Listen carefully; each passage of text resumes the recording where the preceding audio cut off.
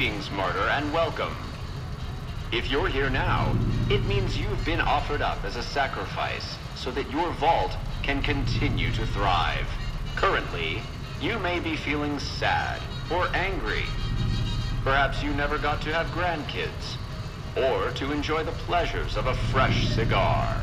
But march with your chin held high, soldier, and remember that each of us has an important role to play. For some people, their role might be to heal the sick.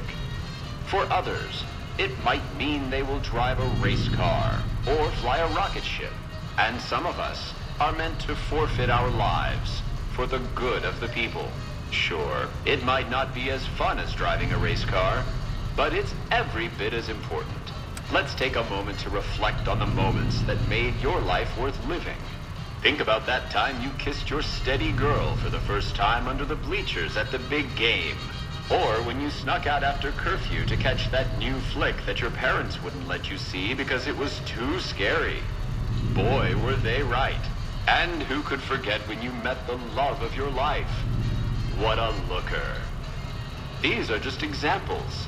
Do you feel that feeling stirring in your chest as you think of these things? Good.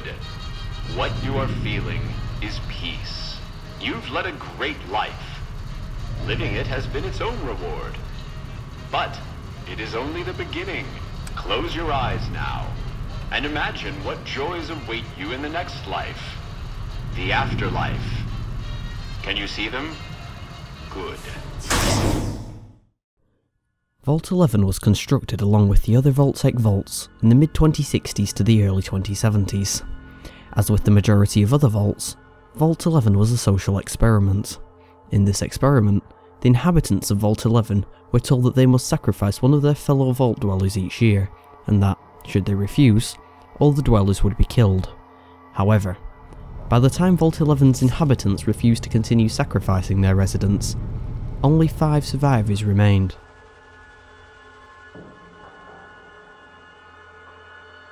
Evidence gathered from computer terminals throughout the vault attests that the vault residents were required to select an annual sacrifice from among their members. Therefore, at the end of the Overseer's term of office, the Overseer was required to enter a chamber below the Overseer's office to be executed by the vault's computers. The computer did not require that the sacrifice should be the Overseer, but if a sacrifice was not selected, the computer controlling the vault would kill them all. Of the original residents, only the Overseer had entered the vault knowing about the yearly sacrifice. The residents of the vault, in their shock and anger at discovering this, after having already been sealed inside the vault, selected the original Overseer, whom they viewed as having betrayed them, as the first sacrifice. This decision would marry the positions of Overseer and sacrifice until the end.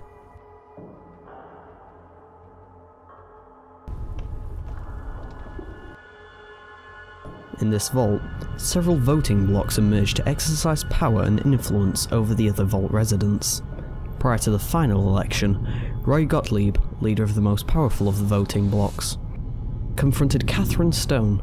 He threatened that if she did not perform sexual favours for the members of their bloc, they would nominate her husband, Nathan Stone, for Overseer. It is hinted that he may have made enemies of the Justice Bloc because of an unusual winning streak during the poker games he attended. Catherine, fearing for her husband, complied. Much to the shock of the Stone family, the Justice Bloc nominated Nathan for Overseer regardless. Because candidates were typically people who had outraged the community, they were usually nominated by several blocs. In Nathan's case, his nomination was backed only by the Justice Bloc.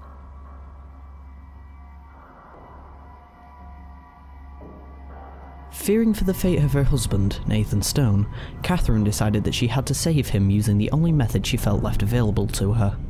She began to stalk and kill members of the Justice Bloc, which held a very narrow majority.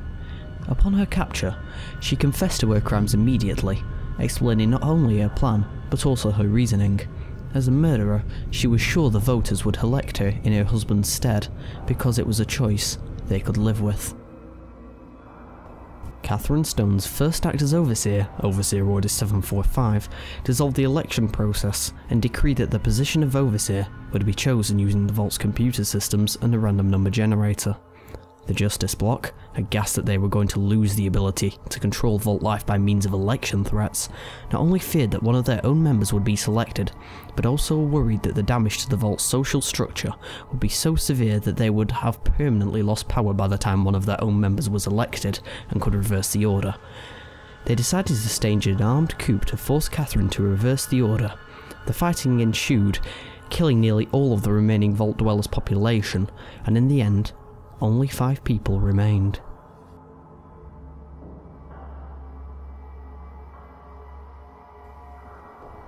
The first audio log discovered by the player as they enter the vault records the fate of the final survivors. In an act of suicide, they defied the vault computer and refused to send any more sacrifices, only to discover that their defiance was exactly what the vault computer wanted. They were given the freedom to leave the vault and congratulated for their selflessness. Are we really gonna do this? It's open, we could just leave. I couldn't, not after that. We don't deserve to leave. A shining example. That's what it called us. But we did what we were supposed to. Not by a long shot. Anybody would have done what we did. You ask me? That's exactly the problem. Now let's get on with this. I'll go first. Wait. People should know what happened. They could learn from it. If there's anyone out there at all, I hope they never have to find out. Ready, Harry? Yeah. No, wait! In actuality, if the residents refused, an automated solution response was supposed to be played. The message stated that by choosing not to select one of their own as a sacrifice, the Dwellers are a shining example to humanity, and that no one will be killed. They are also informed that the vault door is unlocked, so that they can come and go as they please, but are urged to consult with their overseer before they do so. Vault 11 is one of the most interesting vaults in the Mojave wasteland, yet it is rarely referenced and its location remains inobvious unless deliberately sought. Nonetheless, the story of Vault 11 and its inhabitants is one of the most compelling throughout the wastes.